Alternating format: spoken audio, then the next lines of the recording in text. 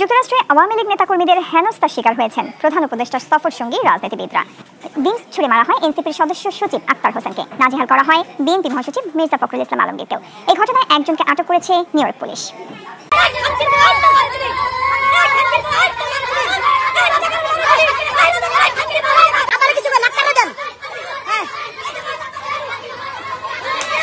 যে আওয়ামী লীগের দুষ্কৃতিকারীরা জুলাই যোদ্ধা আক্তারের উপর ডিম নিক্ষেপ করেছে, সেই ঘটনায় আওয়ামী লীগের একজন কর্মী মিজান তাকে আটক করেছে নিউ ইয়র্ক পুলিশ।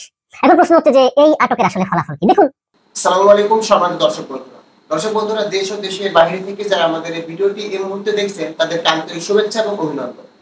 দর্শক বন্ধুরা, গতকাল নিউ ইয়র্কে ডাক্তার ইউনূস সহ এনসিপি এবং বিএনপি নেতাকে যারা হেনস্থা করেছিল তাদের মধ্যে ডিম নিক্ষেপকারী একজন আজকে আটক হয়েছে। দর্শক বন্ধুরা, ডিম নিক্ষেপকারী আটক হওয়ার পরে তাকে জিজ্ঞাসাবাদে জানা গেছে আওয়ামী লীগ নেতা পলাতক ওবায়দুল কাদেরের নির্দেশে তিনি এই কর্মকাণ্ডটি চালিয়েছেন। দর্শক বন্ধুরা, নিউ ইয়র্কে গিয়ে এরকম লজ্জাজনক কাজে করতে হবে কখনো ভাবেনি ডাক্তার মোহাম্মদ ইউনূস। দর্শক বন্ধুরা, ডিম নিক্ষেপকারী আটক হওয়ার পর কি বলছেন বিস্তারিত জানতে পারবেন এই ভিডিওতে। আর ভিডিওটি শুরু করার আগে আপনাদের কাছে একটি ছোট রিকোয়েস্ট থাকবে যে প্রতিনিয়ত আপডেট নিউজ পেতে অবশ্যই আমাদের চ্যানেলটি সাবস্ক্রাইব করে পাশে থাকা বেল আইকনটি বাজিয়ে দিন। তো চলুন দর্শক বন্ধুরা, আমরা স্ক্রিনে থাকা মূল ভিডিওটি আগে দেখে আসি। যুক্তরাষ্ট্রে আওয়ামী লীগ নেতাকর্মীদের হেনস্থার শিকার হয়েছেন প্রধান উপদেষ্টার সফর সঙ্গী রাজনীতিবিদরা। এ সময় ডিম ছুড়ে মারা হয় এনসিপির সদস্য সচিব আক্তার হোসেনকে, নাজেহাল করা হয় বিএনপি মহাসচিব মির্জা ফখরুল ইসলাম আলমগীরকেও। এই ঘটনায় একজনকে আটক করেছে নিউ ইয়র্ক পুলিশ। যুক্তরাষ্ট্রের নিউ ইয়র্কে জন এফ কেনেডি বিমানবন্দরে প্রধান উপদেষ্টার সফর সঙ্গী এনসিপির নেতারা পৌঁছালে স্লোগান দিতে থাকে আওয়ামী লীগের কর্মীরা।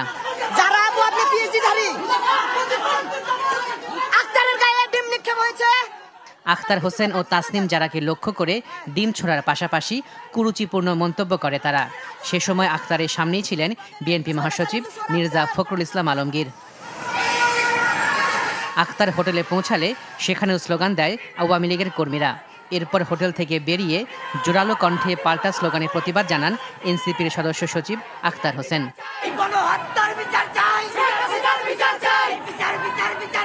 তিনি বলেন, সন্ত্রাস করে বন্ধ করা যাবে না শেখ হাসিনার বিচার। আওয়ামী লীগের যেসব সন্ত্রাসীরা বাংলাদেশ থেকে পালিয়ে এসেছে, তারা বিদেশের বিভিন্ন জায়গায় তারা এখনো সন্ত্রাসের সব করছে। আমরা অন্তর্বর্তীকালীন সরকারের কাছে আহ্বান রাখবো, যারা দেশে এবং দেশের বাইরে আওয়ামী লীগ এবং তাদের দোসররা সন্ত্রাসের সব করছে, তাদেরকে অতি দ্রুত বাংলাদেশে ফিরিয়ে নিয়ে গিয়ে তাদেরকে বিচারের আওতায় নিয়ে আসা হবে। Japan Bangladesh joint venture company JBS holdings limited. প্রধান উপদেষ্টার আরেক সফর সঙ্গী জামায়াতের নায়েবে আমির ডাক্তার আব্দুল্লাহ মোহাম্মদ তাহের বলেন, ডিম ছোড়ার মতো উগ্র আচরণ বাংলাদেশের জন্য লজ্জাজনক। বাংলাদেশের জন্য এটা লজ্জাজনক, এই কালচারটা খুবই নেগেটিভ, এটার অবসান হওয়া উচিত। এখানে যারা করেছে তারাই অপমানিত হয়েছে, যারা করেছে তারাই কন্ডেমড হয়েছে, তারাই বাংলাদেশকে অসম্মানিত করেছে। তবে এমন পরিস্থিতিকে অনাকাঙ্ক্ষিত বলে উল্লেখ করেছে অন্তর্বর্তী সরকার। এটা একটা অনাকাঙ্ক্ষিত ঘটনা এবং সেটা নিয়ে আমাদের ফরেন মিনিস্ট্রি, আমাদের এখানে নিউ ইয়র্কের আমাদের যে কনসুলেট অফিস এবং আমাদের পার্মানেন্ট মিশন, এরা এটা দেখছে। জাতিসংঘের অধিবেশনে যোগ দিতে সফররত বাংলাদেশিদের হেনস্থার ঘটনায় আওয়ামী লীগের এক কর্মীকে আটক করেছে নিউ ইয়র্ক পুলিশ।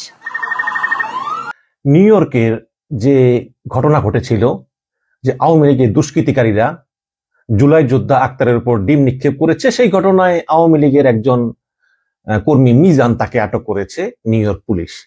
এখন প্রশ্ন হচ্ছে যে এই আটকের আসলে ফলাফল কি? দেখুন, ডিম মারাটা একটা শারীরিক আক্রমণের ভিতরেই পড়ে, কাউকে চর দেওয়া, থাপ্পড় দেওয়া, ডিম মারা। তো সেক্ষেত্রে যে ব্যক্তির উপর ডিম মারা হয়েছে সেই ব্যক্তির কোনো ইনজুরি হয়েছে কিনা বা সেই ব্যক্তির এফেক্টটা কি হয়েছে, এইসব বিভিন্ন বিষয়ের উপর নির্ভর করে। তবে আবার ডিপেন্ড করে যে এটা ওর প্রথম অপরাধ কিনা। যদি প্রথম অপরাধ হয় তাহলে সাজা খুব কম হবে, যদি এরকম অপরাধ সে আরো করে থাকে তাহলে বেশি হবে। সেক্ষেত্রে কয়েক মাসের জেলও হতে পারে, আবার হয়তো বা কমিউনিটি ওয়ার্কও করা লাগতে পারে। কমিউনিটি ওয়ার্ক কি? কমিউনিটি ওয়ার্ক হচ্ছে আপনার যেমন সামাজিক বিভিন্ন কাজকর্ম, যেমন এই ময়লা টলা পরিষ্কার করা, রাস্তাঘাট ক্লিন করা, এরকম বিভিন্ন কমিউনিটি কাজ আদালত কর্তৃক নির্ধারণ করে দেয় বা পুলিশ কর্তৃক নির্ধারণ করে দেয়, তার সেগুলো করতে হয়। এগুলো সে কাউকে বলে না, বললে তো মান সম্মান, তাই না? সে ওই গোপনে গোপনে চুপি সারে এগুলো সে করে আসে। তো এই ধরনের আর কি, যে এটা যে খুব একটা বড় শাস্তি তা কিন্তু না। এখন যদি কূটনীতিক পাসপোর্টধারী হতো তাহলে কি হতো সেটা ভিন্ন বিষয়, কিন্তু ওনারা তো কূটনীতিক নয়, ওনারা তো নর্মাল পাসপোর্টধারী হিসেবে গিয়েছেন। বাট আটক করা হয়েছে এবং এটুকু গ্যারান্টি দিতে পারি যে আমেরিকার আইন অনুযায়ী যে শাস্তি ওই মিজানের প্রাপ্য সেটা সে পাবে, কারণ সে এটা করতে পারে না, আমেরিকার মাটিতে সেটা করতে পারে না, বাট সে করেছে। অনেকেই বলেন যে এই মিজানের গ্রামের বাড়ি আছে না ভাই, থাকলেও এগুলা দরকার নেই। রাজনীতি করতে গেলে এরকম বাধা আসে, বিপত্তি আসে, এগুলো আসবেই। দুষ্কৃতিকারীরা এগুলো যুগে যুগে করবেই, তারা শেষ চেষ্টা করবে, তারা মরণ কামড় দিবে এবং এইসব রিস্ক নিয়েই বিদেশ যেতে হবে। আমেরিকা তো একটু উদারপন্থী দেশ, সৌদি আরব হইলে এগুলো কিছুই করতে পারতো না, একদম ভয়ে চুপ থাকতো, তাই না? তো এই বেশি স্বাধীনতা পাইলেও আবার বাঙালিদের ঝামেলা আছে। যাই হোক, জুলাই যোদ্ধা আক্তারের উপর যে হামলা হয়েছে, এই হামলার তীব্র নিন্দা জানাই। এবং এখানে একটা জিনিস ভালো হয়েছে যে সবাই বুঝতে পেরেছে যে আওয়ামী লীগ কি জিনিস, মির্জা ফখরুল ইসলাম আলমগীর ছাড়া। মাঝে মধ্যে মানে খুব অবাক লাগে যে এই জুলাই যুদ্ধে বিএনপির আসলে কতটুকু অবদান, কি অবদান। অনেকেই বলে বিএনপি 400 মারা গেছে, হতে পারে, বা অনেকেই হয়তো আন্দোলন করেছে, বাট মির্জা ফখরুল ইসলাম আলমগীর কিন্তু বলেছিলেন যে আন্দোলনটা আমাদের না, আমরা এর সঙ্গে জড়িত নই। তিনি স্পষ্ট বলেছিলেন এই আন্দোলনে আমরা নাই, এটা ছাত্রদের আন্দোলন। তো এখন আবার দেখলাম যে নিউ ইয়র্ক যাওয়ার আগে তিনি ভারতীয় পত্রিকা এই সময়কে একটা ইন্টারভিউ দিয়েছেন, সেখানে তিনি বলেছেন যে আমরা চাই নাই আওয়ামী লীগ নিষিদ্ধ হোক, আমরা চাই না জাতীয় পার্টি নিষিদ্ধ হোক, আমরা চাই আওয়ামী লীগ জাতীয় পার্টিকে নিয়ে একসঙ্গে নির্বাচন করি, কিন্তু এই জন্য অনেকেই আমাকে ভারতের দালাল বলে, দেশদ্রোহী বলে, ইত্যাদি ইত্যাদি। তো মির্জা ফখরুল ইসলাম আলমগীর, আজকে যদি আপনার কাছের কেউ মারা যেত, আপনি চাইতেন এটা? এই 1,500-2 হাজার মানুষের প্রাণের বিনিময়ে প্রায় 20,000-এর মতো মানুষ পঙ্গু, আপনি কোন মুখে তাদেরকে আবার নির্বাচনে আনবেন, যেই তারা আপনাদেরকে চরম নির্যাতন করেছে গত 15টা বছর, আপনাদেরকে পরপর 3টা নির্বাচনে বঞ্চিত রেখেছে। কিন্তু সেই মির্জা ফখরুলরা এসব ভুলে গিয়েছে, তারা ওই যে সুশীল। অনেকেই বলেন যে আওয়ামী লীগ যা করেছে আমরা কেন তা করবো। ভাইরে, প্রত্যেকটা দলকে তার কৃতকর্মের জন্য শাস্তি পেতে হবে। আমি তো আজীবন বলি নাই, বলছি 2টা নির্বাচনের জন্য। আওয়ামী লীগ 3টা ভুয়া নির্বাচন করছে, 2টা নির্বাচন তাদেরকে বাইরে রাখতে হবে। প্রত্যেকটা দলকে তার কৃতকর্মে শাস্তি দিতে হয়, এগুলো দেখে অন্য দল শিক্ষা পায় যাতে স্বৈরাচার না হয়। কিন্তু ফখরুল সাহেবরা এই আওয়ামী লীগকে আবার আনতে চান, মানে খাল কাটতেছেন কুমির আনার জন্য। এবং এইসব কারণেই তারা এই নিউ ইয়র্ক বিমানবন্দরে জন এফ কেনেডিতে অপমান হলেন। এবং এই দেখুন, এই যে বিএনপির যে যুক্তরাষ্ট্র বিএনপি, এই যে ভিতরে গ্রুপিং আর গ্রুপিং, এই নেতা টাকা খেয়া এর সভাপতি বানায়, ওই নেতা টাকা খেয়ে ওরে সভাপতি বানায়, কোনো মিল তাল কিচ্ছু নাই। যুক্তরাজ্যে যেমন মালেক কয়সর বা যুব দলে আফজালে তার স্ট্রং টিম আছে, ওইখানে মনে করেন যে 5 পাগলের মেলা। এদের নাই কোনো মানে শক্তি, নাই কোনো সাংগঠনিক দক্ষতা, যে যারা বেশি টাকা দেয় সেই হয় সভাপতি সেক্রেটারি। তো এই সমস্ত বিষয় নিয়ে আজকে এগুলো করছে যে বাংলাদেশের সবচেয়ে জনপ্রিয়তা দলের নেতা মির্জা ফখরুল অসহায়ের মতো হাঁটতেছে করিডোর দিয়া, কেউ তাকে বাঁচানোর নাই।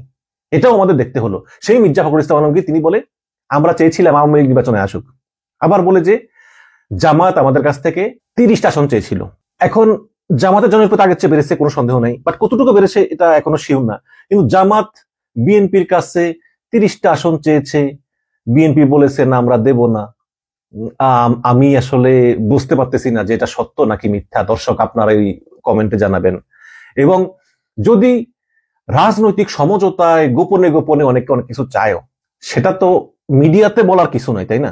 মিডিয়াতে কি তার বলা উচিত? তর্কের খাতিরে ধরে নিলাম যে জামাত চেয়েছে, হ্যাঁ 30টা চেয়েছে, 50টা চেয়েছে, কিন্তু এটা তো আর মিডিয়াতে বলার কিছু নাই, কারণ রাজনৈতিক ভাবে অনেক গোপন বিষয়গুলো এগুলো গোপনে রাখতে হয়। কিন্তু ফখরুল সাহেব এটা বলে দিয়েছেন। ফখরুল সাহেবের অনেক ত্যাগ আছে, অনেক ভালো মানুষ, কোনো সন্দেহ নাই। তিনি বারবার আওয়ামী নির্যাতনের শিকার হয়েছেন, কারাভোগ করেছেন, কিন্তু বর্তমানে দলে তার উপযোগিতা নিয়ে প্রশ্ন আছে। এবং এই বিএনপিতে তাকে আর মহাসচিব করে রাখা ঠিক হবে কিনা সেটা নিয়েও প্রশ্ন আছে। কেন আছে একটা কথা বলি, সেটা হচ্ছে কি, আপনি দেখেন না যে ক্রিকেট খেলা 11 জন খেলে, 11 জন ক্রিকেট খেলে, তো যখনই একজনের পারফরমেন্স পড়ে যায় তখনই তাকে বাদ দিয়ে আরেকজনকে নেওয়া হয়।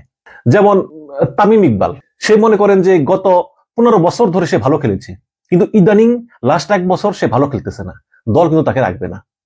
ওই 15 বছরের পারফরমেন্স দেখলেও তাকে রাখবে না, কারণ দলের এমন লোকের দরকার যারা সবসময় পারফরমেন্স করতে পারে। ঠিক রাজনীতি হচ্ছে সেই রকম।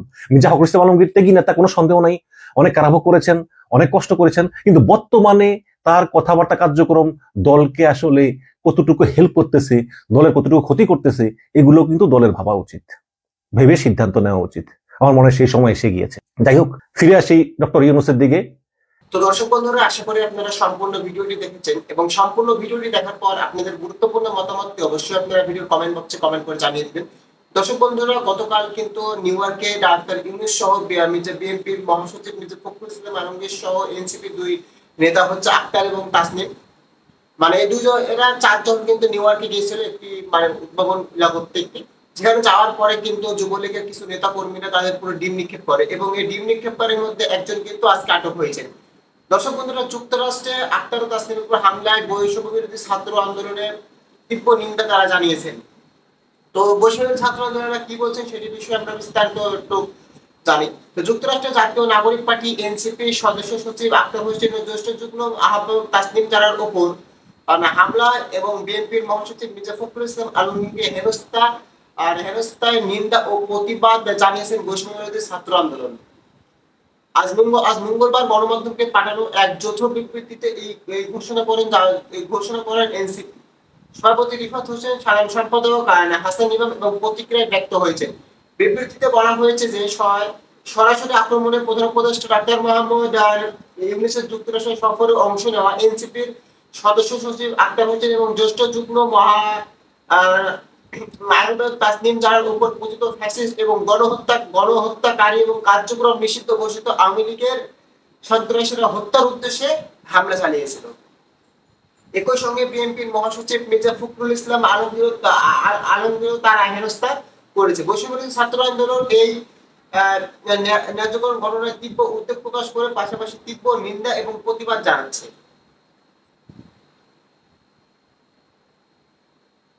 দর্শক বন্ধুরা, এদিকে কিন্তু নিউ ইয়র্কে মানে যে মির্জা ফখরুল ইসলাম আলমগীর সহ আরো চারজনের সাথে যেটি মানে যে ঘটনাটি ঘটেছে সেই ঘটনায় কিন্তু ফেসবুকে মির্জা ফখরুল ইসলাম আলমগীর তীব্র নিন্দা এবং প্রতিক্রিয়া জানিয়েছেন। বিবৃতিতে মির্জা ফখরুল বলেছেন যে ১.৫ দশক ধরে বিরোধী দলের দমন, গুম, খুন, জুলুম, নির্যাতনের ভয়াবহ আওয়ামী লীগ দুঃশাসন দেশের ছাত্র জনতা প্রত্যক্ষ করেছে। জুলাই গণঅভ্যুত্থানের পর সেই সন্ত্রাসী কর্মকাণ্ড এখনো দেশের সীমানা পেরিয়ে বিদেশের মাটিতেও ছড়িয়ে পড়েছে। এর আগে গণঅভ্যুত্থানের অন্যতম নেতা উপদেষ্টা মাহফুজ আলম বিদেশে একাধিকবার আওয়ামী লীগ সন্ত্রাসী হামলার শিকার হয়েছেন, তারা যাদের অপরাধমূলক কর্মকাণ্ডের ধারাবাহিকতা। জুলাই গণঅভ্যুত্থানের সুশিক্ষিত নেতারা বারবার আওয়ামী লীগের সন্ত্রাসীর উপর লক্ষ্যবস্তু পরিণত হচ্ছেন এবং জানিয়ে বিবৃতি বলা হয় এই ঘটনা অন্তর্বর্তী সরকার এবং পররাষ্ট্র মন্ত্রণালয় কোনোভাবে দায় এড়াতে পারে না।